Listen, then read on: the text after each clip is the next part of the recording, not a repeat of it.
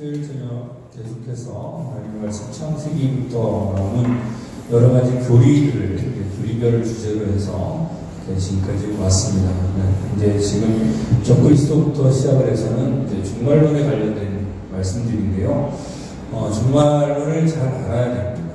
그러니까 종말이 없는 것도 아니고 그렇다고 시한부 종말론, 극단적인 종말론으로 인해서 사람들을 미혹하는 사람들이 이 세상에 너무나 많아요. 대부분의 이단들이 그런 종말론으로 사람을 미혹하고 유혹하고 있거든요. 그래서 우리가 성경에 말하는 성경적인 말씀과 또 종말에 대해서 주님께서 우리에게 뭐라고 말씀하시는지 이것을 우리가 잘 알고 지내야만 이단에게 쉽게 넘어가지 않을 뿐만 아니고 우리의 소망이 정확하게 무엇인지 우리가 알 수 있다는 것이죠.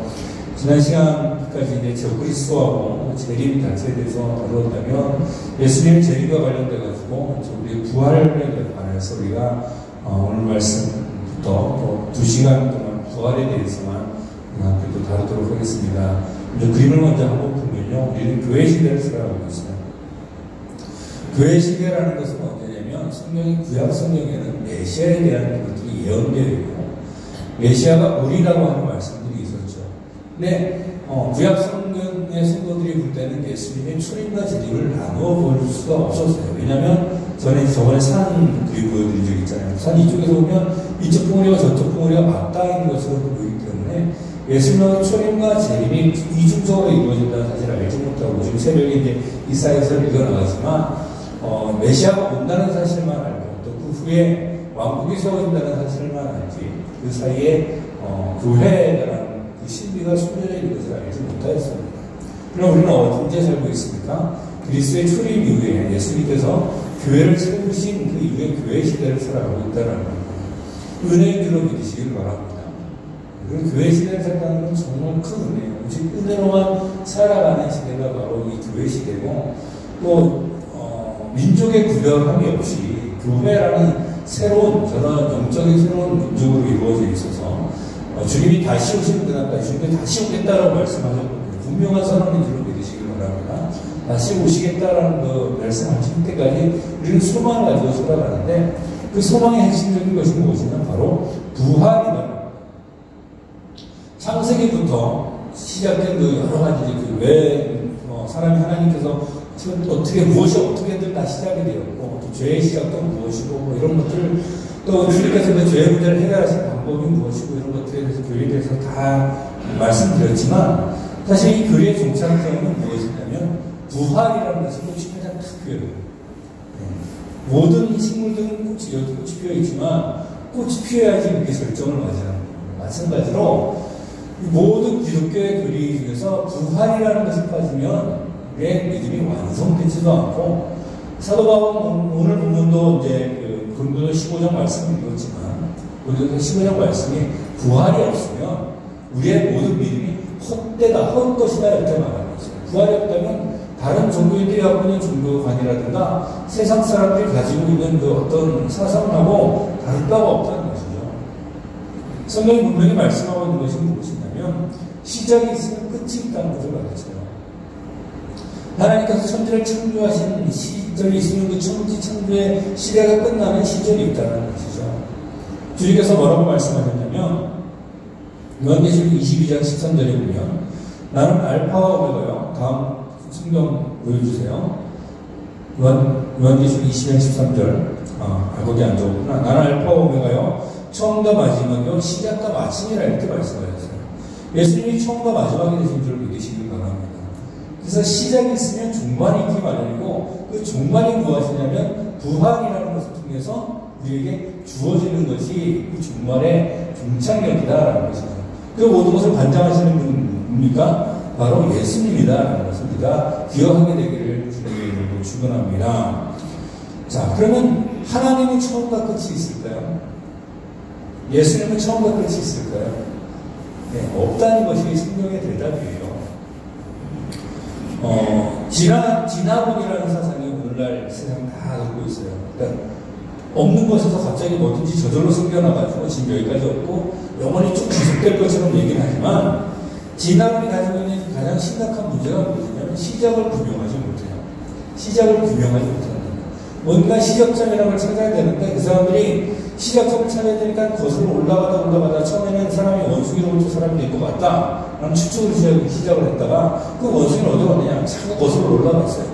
그러다 보니까 물질로 가고 뭐 어쩌고 나중엔 점 하나로 넘어가서 빅뱅이라는 것을 우주가 시작되었다 이렇게 주장하는 걸 지나온 자들인데 그 빅뱅을 시작하는 그 시작점은 무엇이냐 이것은 아직 규명하지 못한다는 거예요. 똑같은 질문이 계속 던져질 뿐이다라는 거죠. 그러나 예수님께서는 뭐라고 말씀하셨냐면 모세에게 나타나셔서 말씀하셨죠. 모세가 내가 누가 보내서 왔다고 파라오에게 얘기합니까? 그때 예수님께서 하나님께서 모세에게 얘기를 나는 스스로 있는 자이니라 이렇게 말씀하셨습니다. 그리고 거기서 스스로 있는 자다라는 말씀이 제법 잘 번역된 것이긴 한데 원래 성경에서 거기서 하나님께서 하신 말씀에 대한 의도가 정확하게 파악되어 있지는 않아요. 그러니까 영어 성경을 보면 I am 이렇게 번역했는데 그 번역을 뭐라고 하냐면 나는 I am이라는 뜻이에요. I am. 근데 I am이라는 게 뭐냐면 나는 존재한다예요. 나는 존재한다. 나는 있다예요. 현재하고 있는 거예요. 우리나라 말하는 과거, 현재, 미래 이게 잘 구별이 안 됐잖아요. 그죠? 그래서 어려운데 I am이라는 말을 하는 게 상당히 어렵습니다. 그러니까 과거에도 I am이었고 지금도 I am이고 앞으로도 계속 I am이라는 거죠. 그럼 처음과 끝이 있습니까? 없습니까? 계속 있어야 되는 분이에요. 그래서 있는 분, 그래서 우리 계신 주님 이렇게 고백하거든요. 하나님은 계신 분인 줄로 믿으시길 바랍니다. 근데 그렇게 천지를 창조하시고 나서 그 천지 창조에 매듭을 짓는 것이 부활이라는 것이지 하나님은 영원 전부터 영원까지 계시는 분이고 이 부활이라는 것을 통해서 우리를 그 영혼에 동참시키시는 것이 주 예수 그리스도의 구원 계획의 완성인 줄로 믿으시길 바랍니다. 영원히 우리는 존재하게 될 겁니다. 그 누구와 함께요? 예수님과. 그래서 우리가 부활에 대해서 아주 구체적으로 아주 잘 알아야 되는데 일단 오늘은 우리가 그리스도 안에 있는 부활에 대해서 고린도전서 15장에서 사도 바울이 그렇게 강조하고 있는 부활이 무엇인지 이 성경 15장 말씀을 통해서만 일단 먼저 우리가 소망하는 부활이 무엇인지 성경 부활이 여러 가지를 얘기하고 있는데 부활도 첫째 부활인 것처럼 사망도 둘째 사망이 있잖아요. 그죠? 죽음도 첫째 죽음, 둘째 죽음이고 부활도 첫째 부활이고 둘째 부활이 있어요. 그래서 이 부활에 대해서도 이제 좀 다양하게 이제 설명할 텐데 다음 주에는 이제 부활의 종류하고 순서에 대해서 좀 잘 말씀을 드리겠지만 오늘은 우리가 믿고 있는 우리가 소망하고 있는 부활이 과연 무엇인가에 대해서 성경 말씀을 통해서 하나하나 살펴보고자 합니다. 부활의 첫 번째는 무엇이냐면 혈과 육은 하나님의 나라를 이어받을 수 없다라는 것에서 출발한다라는 것이죠. 50절 말씀에 오늘 50절 말씀에 형제들아 내가 이것을 말하노니 혈과 육은 하나님 나라를 이어받을 수 없고 또한 썩는 것은 썩지 아니하는 것을 유업으로 받지 못하느니라 라고 말씀하고 있습니다. 사랑하는 성도 여러분 이 육신, 이 혈과 육은 하나님의 나라를 유업으로 받을 수 없음을 기억하기를 주님의 이름으로 축원합니다. 오늘날 한국에 문제가 되고 있는 이단들이 몇 군데가 있어요. 신천지가 문제가 되기 시작한 좀 오래된 일이고 최근에는 있었는지도 모르는데 갑자기 딱 나타나가 TV에 나와가지고 막 이 여자 자기 스스로 목사라고 이제 얘기하면서 얼마 전에 구속된 분이 있어요. 은혜로 교회라는 데서 PT에다가 뭐 거기가 이제 마지막 그 하나님의 뭐 터다 뭐 이렇게 해가지고 몇백 명 교인들을 유산시키고 우리 이단 아니야 막 하면서 막 그냥 변명을 막 했지만 결국 거기도 이제 문제점이 있는 것이 밝혀졌죠. 근데 그들이 갖고 있는 공통적인 문제가 있어요. 영생을 얘기하는데 육체 영생을 얘기합니다. 육체 영생. 우리가 육체 이걸 이대로 영원히 죽지 않고 살 수 있다라고 이렇게 얘기를 하는 거죠. 근데 성경은 뭐라고 얘기하고 있습니까? 혈과 육이 하나님 나라를 유업으로 받는다고 못 받는다고 받지 못한다는 거예요. 우리가 이 육체로 영생하는 것이 결코 성경에는 말하고 있는 것이 아니라는 거예요. 우리가 가지고 있는 우리가 막 이제 하나님이 계신 분 저 깊은 우주에 계시잖아요. 그죠? 그래서 사람이 막 어떻게 해서 우주선을 막 발명을 해가지고 기술이 엄청나게 좋아지고 해가지고 이제 갈 수도 없지만 만약에 하나님 나라까지 우주선을 타고 갔어요. 들어갈 수 있을까요? 못 들어갈까요? 못 들어가요. 이 몸이 하나님 나라에 합당하지 않은 몸이라는 거예요. 사람이 물속에 들어가면 삽니까? 살지 못합니까? 못 살잖아요. 그죠? 물고기가 물 밖으로 나오면 살 수 있습니까? 못 삽니까? 못 살잖아요. 이 몸은 이대로 갈 일도 없겠지만 하나님 나라에 들어간다 할 때 이것은 하나님 나라를 무엇으로 받으시는 육체가 안 된다는 거예요. 그러니까 이건 하나님 나라를 요구로 받을 수 없다는 거예요. 처음부터 그랬느냐? 그건 아니죠. 아담을 하나님께서 처음 창조했을 때 무슨 형상대로 창조하셨습니까? 하나님의 형상대로 창조하셨어요. 그러니까 처음에 창조됐을 때 아담은 하나님의 나라를 그대로 받을 수 있는 육이었겠죠. 그러니까 아담이 죄를 짓는 순간 무엇이 들어왔습니까? 죄가 그의 삶 속에 들어왔어요. 그래서 그 삶 속에 들어왔던 이 땅이, 그가 다스리고 있던 이 땅, 이 지구가, 이 흙이 저주가 돼요. 그리고 하나님께서 아담에게 주었던 그 훈벌이 무엇이었습니까? 창세기 3장 19절에 보면 내가 흙으로 돌아갈 때까지 얼굴에 땀을 흘려 먹을 것을 먹으리니 내가 그것에서 시험을 입었습니다. 너는 흙으로 돌아갈 것이니라. 그러니까 결국은 죽어서 흙으로 돌아갈 수밖에 없는 것이 이 혈과 육이고 하나님 나라를 무역으로 얻을 수 없는 그런 법이 되었다는 겁니다. 성경은 피에 대해서 엄청 강조를 하고 있습니다. 피 흘림이 없은즉 어떤 제사입니다. 구약에 있는 거의 모든 제사가 무슨 제사입니까? 피의 제사예요. 하나님께서 노아에게도 말씀하시기를 피째 먹는 음식을 먹지 말라라고 하면서 모든 것에 생명이 어디에 있다고 그랬습니까? 피에 있다고 얘기를 하고 있습니다. 피가 되게 중요한 거예요. 근데 사람의 피는 더러워져 있어요. 죄로. 그래서 우리 스스로 우리가 씻을 수 없게 되었던 것이죠. 이게 얼마나 중요한 단어냐면 피가름이라는 이단 요리가 생길 정도로 성경은 피에 대해서 엄청 강조를 하고 있다는 거예요. 우리 한 가지 기억해야 될 것은 무엇이냐면 이 피가름 요리가 틀린 이유가 여기에 있어요. 피가름이라는 게 대충 말씀드리자면 통일교의 문선명이 주장을 했고 정명석 같은 사람도 얘기를 하고 그러는데 자신 몸에 있는 피를 다 빼고 새로운 피를 다 주입을 받아야지 구원받는다는 거예요. 그래서 이 육체를 영원히 살 수 있다고 해요. 그리고 비슷하게 얘기하는 사람이 몇 명 있어요. 지금 재판받고 있는 구로에 있는 만민중앙교회 목사도 그런 주장을 하는 사람 중에 하나인데, 자, 피를 싹 갈아도 여전히 뭐는 묻어줍니까? 누구 묻어대라고요? 하나님이 피만 하나님 나라를 못 받는다 그랬습니까? 육도 못 받는다 그랬거든요. 그러니까 말씀드리자면 피가름 열리는 거짓입니다. 좌우지간 우리가 지금 이 세상에 가지고 있는 먹고 살면서 이렇게 건강하게 살기도 하고 아프게 살기도 하고 한 이 혈과 육은 하나님 나라를 이어받을 수 없다는 것이 성경의 가르침입니다. 그러니까 부활이라는 것을 말씀드리자면 현재 우리가 가지고 있는 육체를 가지고 영원히 사는 것을 부활이라고 성경은 말하지 않는다는 거죠. 그렇기 때문에 사람이 하나님 앞에 하나님 영광 앞에 설 때는 확 엎어질 수밖에 없어요. 그랬던 일이 성경에 몇군데 나오죠. 이사야 선지자는 단지 정치인이었고 나름대로 하나님의 말씀 듣고 대언자로서 거룩한 사람이었습니다. 근데 그가 이사야서 6장 5절에 보면 하나님의 순간 앞에 딱 서게 되는 하나님의 영광이 딱 보여서 하늘이 열리면서 어떻게 된 일인지 모르겠는데 그날따라 성전에서 그런 일이 벌어진 거예요. 하나님 영광 보자마자 한 말이 뭡니까? 그때 내가 말하되 하루다 나의 망하게 되었도다. 우리가 이것은 이대로 하나님 앞에 하나님 영광 앞에 딱 서잖아요. 그럼 우리의 죄가 그대로 낱낱이 다 드러나는 거예요. 그래서 하나님 앞에 견딜 수 있습니까? 견딜 수 없습니까? 견딜 수 없게 엎어지는 거예요. 요한이 계시록 쓸 때 반모섬에 있을 때 예수님을 만났잖아요. 그때 어떻게 됩니까? 내가 볼 때 그의 발 앞에 어떻게 됐다 그랬어요? 엎어져서 죽은 자처럼 되었다 그랬어요. 요한이라는 사람은요, 예수님하고 제일 가깝게 지내던 자였어요. 마지막 만찬을 할 때도 다른 제자들 다 옆에서 막 서두르고 막 이럴 때 예수님 가서 푹 기대어 있었던 사람이 누구였습니까? 요한이었어요. 근데 그 요한이 예수님의 영광된 모습을 보자마자 했던 게 뭐였습니까? 엎어져가지고 어떻게 됐다고요? 죽은 자처럼 되었다. 사도 바울이 예수님을 언제 만났습니까? 다메섹 도상으로 가다가 다메섹으로 이제 그리스도인들 잡으러 가다가 그때 예수님이 딱 나타났습니다. 어떻게 됐습니까? 그렇게 교만하고 자신만만하고 그리스도인들 다 잡아야 될 것 같은 바울이 어떻게 됐습니까? 그 자리에 어떻게 해서 여기 땅에 엎드러져서 그 소리를 들을 수가 없거든요.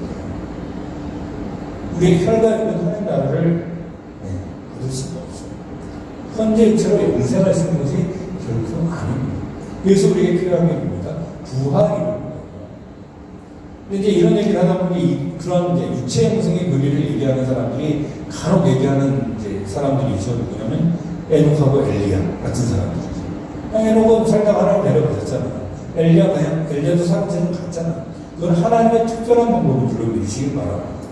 에녹이 하나님과 동행하더니 하나님 그를 데려가심으로 세상에 있지 아니하더라. 그것은 하나님의 방법을 불러주시길 바랍니다. 엘리야는 어떻게 됐죠? 엘리야도 엘리사랑 동행을 하다가 하나님이 불 사이를 딱 갈라놓은 다음에 열왕기하 2장 12절에 보면 엘리야가 무엇을 타고 올라갑니까? 불병거 타고 올라가는 거 아니에요. 예전에 찬송가가 뭐 주의 성기를 위한 병거 타고 하늘이라 불병거 타고 올라가면 회오리 바람을 타고 하늘로 올라가요. 그건 하나님만의 특별한 방법을 불러 믿으시길 바랍니다. 어떻게 된 건지 잘 몰라요. 근데 하나님만의 방법이에요. 그것이 하나님의 방법이라는 걸 어디서 다시 한번 보여주냐면 신약 성경에서 한번 보여줘요. 에녹과 엘리야가 죽었다라는 말은 성경이 깊이 있지 않아요. 그래서 하나님께서 에녹과 엘리야는 어떻게 그의 육신들을 어떻게 처리하고 있는지에 대해서는 우리가 하늘을 가봐야지 합니다.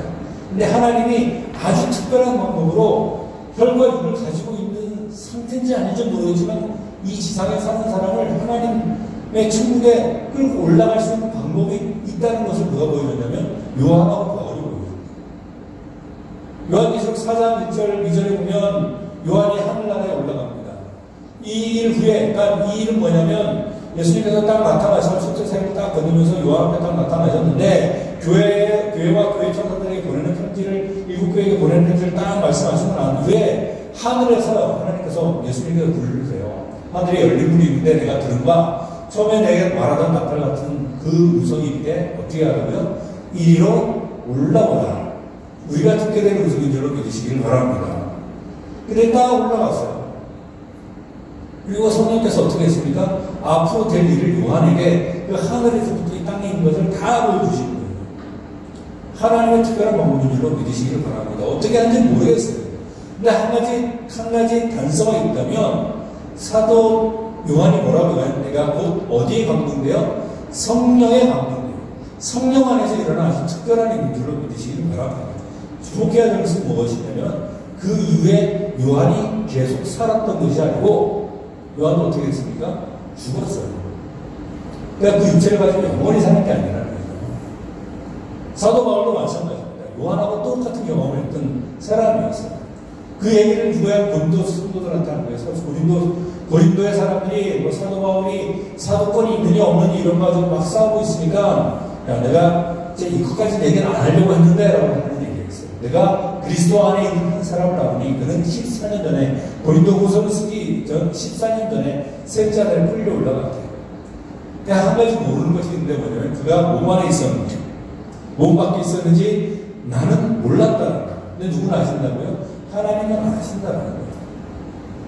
이것이 우리가 육체로 영원히 산다는 그 여호와의 증인이라든가 뭐 신천지라든가 뭐 이런 신옥주라든가 이런 사람들이 얘기하는 것처럼 육체 영생의 교리를 알려주는 구절들이 아니에요. 그럼에도 불구하고 사도 바울은 어떻게 했습니까? 나중에 죽었어요. 우리는 부활을 반드시 경험해야 되는 줄로 믿으시길 바랍니다. 혈과 육은 하나님 나라를 부어받지 못해요. 이육신을 영원히 사는 것이 아니에요. 오늘 본문에 나오는 부활 두 번째는 마지막 나팔에 변화될 것이다 라고 성경은 말씀하고 있습니다.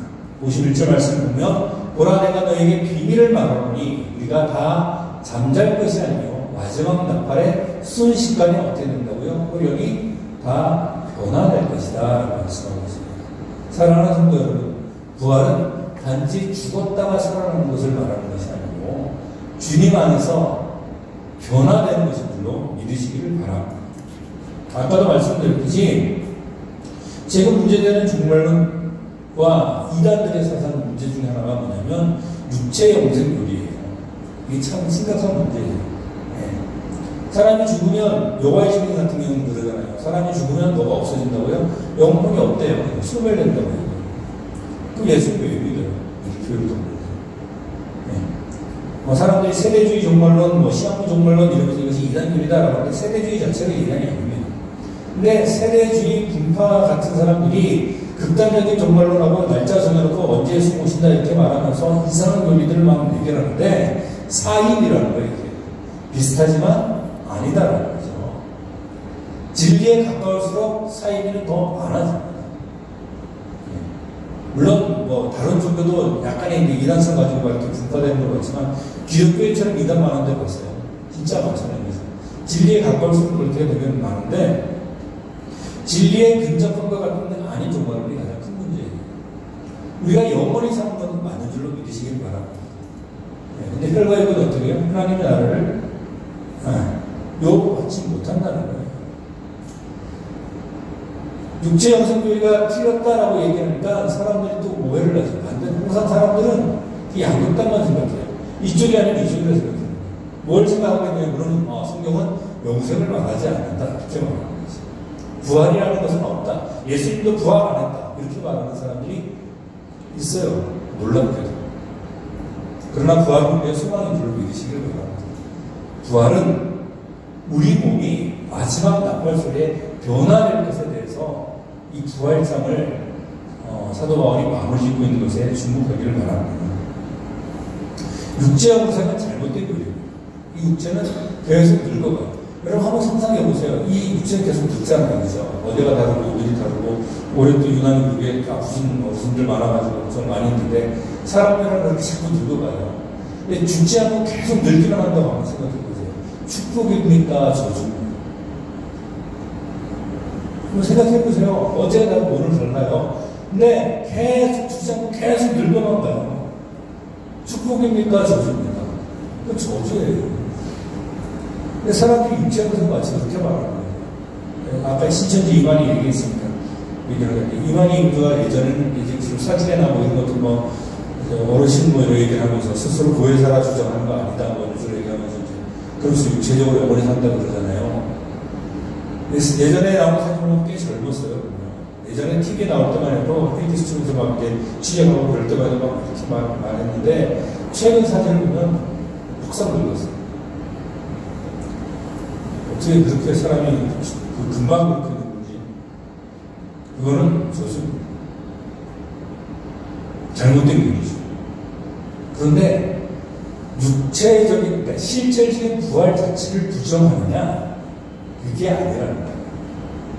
그리고 기억해야 될 것은 뭐냐면 그럼에도 불구하고 하나님께서 예수님께서는 우리 몸의 부활을 말씀하시고 그에 대한 증거를 보여주셨다라는 것을 주목하시기를 바랍니다. 몸의 부활. 어떤 사람은 예수님의 부활의 첫 열매잖아요. 그러니까 예수님의 부활처럼 누구 다 부활할 건데 어떤 사람은 그렇게 얘기해요. 예수님은 영적으로 부활했다는 거예요.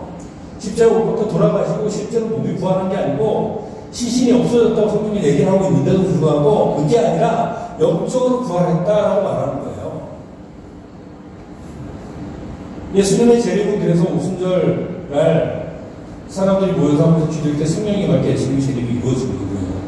그렇게 얘기하는 사람들은 어리석은 자들입니다. 성경을 다 읽고 안 들었죠. 예수님께서 부활하신 다음에 제자들 앞에 나타나셨습니까? 안 나타나셨어요. 귀신처럼 나타나셨습니까? 유령처럼 나타나셨습니까? 실제로 나타나셨습니다. 실제로 나타나셨습니다. 근데 그렇게만 쓰면 사람들이 안 믿을까봐 아주 구체적으로 한번 기록하고 있는데 누가복음 24장 39절을 한번 같이 읽어보도록 하겠습니다. 시작. 내 손과 발을 보고 나의 줄 알라. 또 나를 만져보라. 영은 살과 뼈가 없으되 너희 보는 바와 같이 나는 힘내리라. 예수님께서 어떻게 하라 그러세요? 만져보라 그래요. 영은 만질 수 있습니까? 없습니까? 유령은 만질 수 있습니까? 없습니까? 귀신 본다는 사람들 보기만 하지 만지지 못하잖아요. 사람들이 생각하는 귀신의 개념이 그렇죠. 예수님 어떻게 해요? 만져보라 그래요. 도마가 믿어가지고 내가 니들 예수님 믿어 나왔다는 건 내가 니들 못 믿겠어. 내가 예수님 소원하고 그래 손가락 넣어보기 전에는 안 믿을 거야. 예수님께서 도마한테 나타나서 어떻게 하십니까? 만져봐. 그리고 믿음이 있는 자가 되고 믿음이 없는 자가 되지 말라고 합니다. 예수님은 몸이 있습니까? 없습니까? 부활하신 예수님은 몸이 있었다라는 거예요. 어떤 이들의 주장처럼 눈에 보이지 않는 영적 부활을 이루신 것이 아니라 실질적인 부활을 하신 줄로 믿으시기를 바랍니다. 여기서까지 사람들이 부족할까봐 예수님 무엇까지 하시냐면 식사까지 하세요. 그들이 너무 기쁨으로 아직도 믿지 못하고 널 놀랍게 여길 때에 사람들이 아직도 우리가 내가 헛것을 보는 거 아니야. 막 사람들이 이런다면 정신 장난 예수님 너무 사랑했었나 보다. 막 그러면서 근데 예수님께서 묵을 것이 있느냐? 구운 생선 한 토막을 예수님께서 그것을 어떻게 했다고요? 드셨다. 예, 사람이 먹는 즐거움도 있어요. 천국 가면 먹고 삽니다. 지금처럼 살기 위해서 먹는 게 아니라 그냥 먹습니다. 예수님도 어떻게 했어요? 드셨어요. 부활하신 이후. 만지고 보이고 식사도 할 수 있는 그런 실질적인 부활이다. 근데 이 부활이요, 우리가 생각하는 부활하고는 또 달라요. 주목해야 될 것이 뭐냐면, 예수님께서 혈과 육은 어떻게 했어요? 하나님 나라를 위협 그렇지 못한다고 했잖아요. 제자들 앞에 나타났을 때는 뭐하고 뭐가 있다고 말씀하셨습니다. 살과 뼈를 말씀하셨어요. 피는 얘기하십니까? 피가 없죠. 우리 보면은 예수 그리스도의 정결한 피가 없는 줄 믿으시기 바랍니다. 달라요. 달라도 뭔가 한참 달라요. 어떻게 다르냐면, 예수님께서 부활하신 것을 우리가 그렇게 부활했거든요. 그러니까 단순히 부활이라는 것이 예수님이 부활하시기 이전에도 죽은 사람을 죽은 자 가운데서 살렸던 적이 있단 말이죠. 그 사람들을 다시 죽었습니까? 계속 살았습니까? 또 죽었어요. 나사로도 죽고 천문도 죽었어요. 예수님 부활하시고 계속 살고 계시죠. 그 전에 예수님과 살렸던 사람들하고 예수님 부활이 같을까요? 다를까요? 달라요. 예수님 부활에 무슨 열매라고요? 첫 열매라고 했어요. 어떻게 달랐냐면 아주 특별한 변화를 이루었어요. 한 가지 눈에 띄는 특징 중에 한 가지 성경을 읽다 보면 되게 재밌어요. 제 생각에는 요즘 나오는 마블이라든가 DC라든가 이런 거 성경책 보고 만들어진 것 같은데요. 예수님의 움직이는 속도가 순간이동이거나 아니면 엄청 빠르거나 둘 중에 하나예요. 예수님께서 제자들에게 말씀하신 것도 있죠. 내가 나를 부활한 3일 후에 다시 살아나서 너희들보다 먼저 어디가 있으리라? 갈릴리가 있으리라. 그 사람들은 상상할 수 없는 속도로 갈릴리로 예수님이 이동하실 수 있는 거잖아요. 그죠? 그러니까 아주 빨리 건다 보다 이렇게 생각할 수도 있는데 그것도 아니에요. 우리가 생각하는 것보다 훨씬 이상한 거고. 누가복음 24장에 보면 예수님께서 엠마오로 내려가는 제자들 조명하고 같이 내려갔는데 한참 얘기하다가 내려가잖아요. 제자들이 예수님인지도 모르고 있었는데 예수님인 줄 아는 예수님이신 것을 딱 깨닫는 순간 예수님께서 보였습니까? 안 보였습니까? 갑자기 사라져 버렸어요. 눈으로 보고 만지고 식사까지 하시는 그 예수님인데 갑자기 탁 사라져 버렸어요. 순식간에. 되게 이상하다고 생각하지 않겠어요? 성경책에는 진짜 이상한 거예요. 또 한 가지 있습니다. 요한복음 20장에 보면 제자들이 혹시 잡힐까봐 자기들끼리 모여서 기도하려고 잡힐까봐 어떻게 되면 20장 19절 말씀 나왔죠. 이날은 안식구 첫날 저녁 때에 제자들이 유대인들을 두려워하여 모든 곳에 뭐를 닫았다고요? 문들을 닫아버렸어요. 사람이 들어갈 수 있는 상태입니까? 못 들어가는 상태입니까? 꽁꽁 닫아 놓은 상태예요. 근데 예수님께서 그때 어떻게 하셨어요? 오셨다. 문이 어떻게 돼 있는데 닫혀요. 천정으로 들어왔을 거예요. 땅을 뚫고 솟아 올라왔을 거예요. 전 모르겠어요. 벽을 뚫고 들어오신 것 같아요. 우리가 상상하는 그런 부분입니까? 네, 달라요. 눈으로 보고 만지고 식사까지 할 수 있는 실질적인 몸이었음에도 불구하고 시간과 공간을 초월하시는 그런 예수님의 모습을 발견할 수 있다. 우리가 변화되면 이렇게 되는 줄로 믿으시길 바랍니다. 예수님의 부활이 뭔가 특별한 것이었다고 나타나는 증거 중에 한 가지가 무엇이냐면 제자들이 예수님을 금방 알아보지 못했다는 것이죠. 예수님의 음성을 듣거나 예수님 하시는 말씀을 들었을 때 이거 예수님이다 그때서야 알았지 보자마자 알지 못했어요. 그 얘기는 무슨 얘기예요? 겉모습이 변화됐다 다르잖아요. 성경에 보면 그 외의 모습은 흠모할 것이 없는 모습입니다. 우리가 예수님 그림, 예수님 아버지의 그림을 그리는 거 보면 되게 잘생긴 백인 그 배우의 얼굴을 이렇게 그리잖아요. 이거는 그냥 백인 얼굴, 예수님 모습이 아닙니다. 예수님은 흠모할 것이 없다고 했어요. 유대인이에요. 우리처럼 머리카락이 시꺼매요. 유대인들은 머리 검해요. 동양인이에요. 코가 왜 그럴 겁니다. 이처럼 코가 이렇게 꺾였어요. 근데 그런 모습이 아니라 생전 처음 보는 모습입니다. 예수님을 너무나 사랑했던 여인입니다. 마리아 막달라입니다. 붙들라고. 예수님이 시신이 없어서 펑펑 울고 있다가 뒤를 딱 봤는데 예수님이 서 계세요. 근데 저기 성경에 뭐라고 써있습니까? 예수의 신들을 못 알아봤다. 근데 마리아야 그러는 음성으로 예수를 알았던 것이 마리아를 불러 믿으시길 바랍니다. 아까 얘기했던 것처럼 엠마오로 내려가는 제자들 예수님하고 엄청난 시간을 할애해서 얘기하면서 지나갔음에도 불구하고 알아보지 못했다라는 것이, 이러한 것들이 우리에게 알려주는 것이 무엇이냐면 예수님 안에서 우리가 부활하는 부활은 실제적인 부활이지만 현재 유출 부활하는 것이 아니라 영적인 몸으로 부활하게 되는 것을 믿으시길 바랍니다. 그렇지 않으면 되게 절망적인 것 같아요. 지금 우리 몸은 조금만 잘못하면 어디 아프고 막 그러잖아요. 피곤하고 그죠? 그리고 장애가 있는 사람들도 많아요. 근데 그것을 그대로 가지고 그냥 그대로 다시 살아나면 살아나니 안 나는 게 나아가도 있겠죠. 그러나 우리가 상상하는 이 이상으로 우리가 부활하게 되는 것을 믿으시길 바랍니다. 이제 아프지도 않고 슬프지도 않고 시간과 공간에 이렇게 제약을 받지도 않고 예수님처럼 그렇게 부활하는 것이 우리가 몸이 변화되고 그러한 것을 반드시 경험하게 될 것이고 그것이 우리의 소망이라는 사실을 기억하길 바랍니다. 성경은 이렇게 말해요. 육의 몸으로 신고 신령한 몸으로 다시 살아나니 육의 몸이 있으니 또 뭐가 있다고요? 영의 몸도 있느니라 말씀합니다.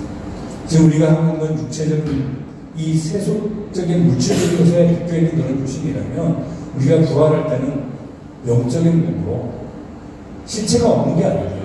영적인 몸이라니까 사람 실체가 없다는데 그게 아니고 예수님 만지기도 있잖아요. 실체는 있지만 영적인 몸으로 마지막 나팔과 함께 부활하게 될 줄로 믿으시기를 바랍니다. 부활의 마지막 세 번째는요, 오늘 말씀드린 마지막 순서는 부활에도 순서가 있다. 22절에 보면 나팔 소리가 나면 죽은 자들이 썩지 않을 것으로 다시 살아나고 우리도 변화된다. 먼저 살아나는 사람들이 누구예요? 죽은 자들이 살아나고 그 다음에 살아있는 자들은 어떻게 됩니까? 변화될 것이다.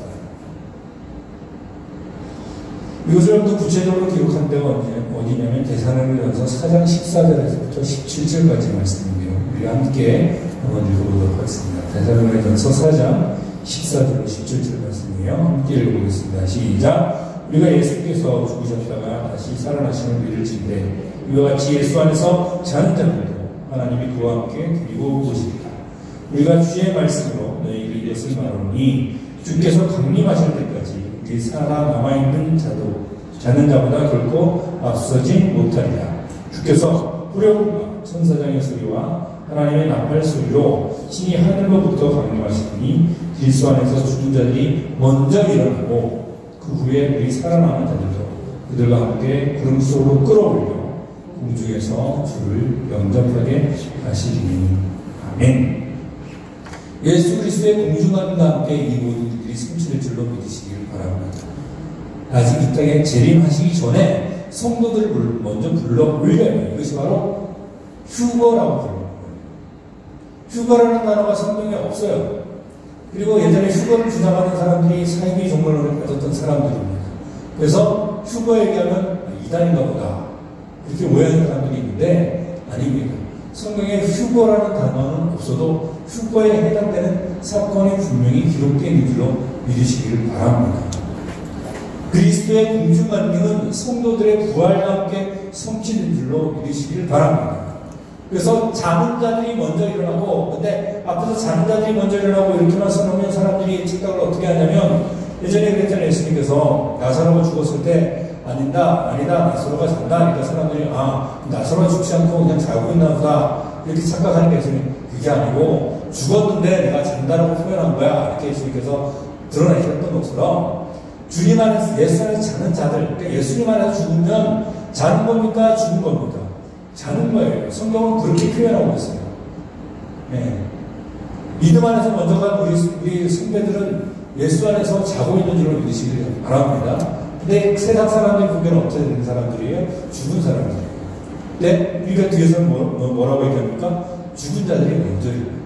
살아서 예수님 만난다고, 죽음을 경험하지 않고 예수님 만난다고 해서 우리가 먼저 예수님 만나지는 않아요. 죽은 자들이 먼저 일어나고, 두 번째 단계가 무엇이냐면, 살아서 예수님 모시는 그 당시까지 살아있는 사람이 제 소망입니다.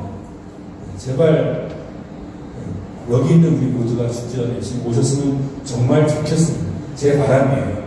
근데 또 가서 소문 이상하게 퍼뜨리지 마세요. 이경 목사가 자기 죽기 전에 예수님 온다고 그랬다가 저 그렇게 말한 적 없습니다. 말이 그렇게 맞았다더라고요. 저는 그렇게 하고 싶다고요. 제가 죽기 전에 예수님 오셨으면 좋겠다. 제가 죽기 전에 예수님 오신다고 말하지 않았어요. 제 소망이에요. 그런데 어쨌든 죽은 사람보다 먼저라고 나중에 죽은 사람들이 먼저 무덤에서 일어나는 사건이 먼저 있고, 그 다음에 살아있는 사람도 변화받아서 어떻게 합니까? 공중으로 끌어올려. 그래서 끌어올려라는 단어에서 휴거라는 단어가 나와서 랩처라는 단어가 나는데, 휴거 자체는 이란 사설이 아닙니다. 이상한 날짜에서는 아까 얘기한 것처럼 누가 죽기 전까지는 예수님이 반드시 우주강림 하실 것이다, 이렇게 얘기하는 사람들이 있어요. 날짜는 안 정해도 내가 죽기 전에 예수님 오십니다 이렇게 말하는 사람이 있었어요. 유명한 분이에요. 이런 말하면 누구지 다 아는 사람이에요. 근데 그런 게 문제지, 성경에는 이 사건에 대해서 분명히 말씀하고 있고, 사도 바울이 소망했던 것처럼 그것이 우리의 소망이 되어야 될 줄로 믿으시길 바랍니다. 물론 그 주관자는 하나님이신 줄로 믿습니다. 누가 구속을 마음대로 못해. 그것이 순서에 따라 이루어질 것인데 우리는 그날을 기다리면 됩니다. 하나님의 약속은 반드시 성취되는 줄로 믿으시길 바랍니다. 그래서 죽어도 살겠고 살아서 믿는 자는 나 영원히 죽지 아니하리라는 주님의 말씀이 그대로 이루어집니다.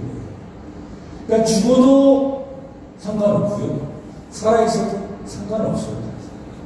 사도 바울이 얘기한 것처럼 사나 죽으나 우리가 누구 것이죠? 주의 것이다. 고백이 우리의 구원의 능력, 구원의 소망으로 우리가 그리스도 안에서 우리가 신앙을 가지고 살아가는 그 이유가 바로 이 구원입니다. 결코 잊지 않고 살아갈 수 있게 되기를 간절히 바랍니다. 그 구원도 뭐가 있다고요? 순서가 있다고 했어요. 구원의 순서가 있다는 얘기는 구원이 뭐도 있다는 얘기입니까? 종류도 있다는 얘기입니다. 다음 주에는 구원의 순서와 구원의 종류에 대해서 성경을 통해서 함께 말씀을 나누도록 하겠습니다. 기도하시겠습니다.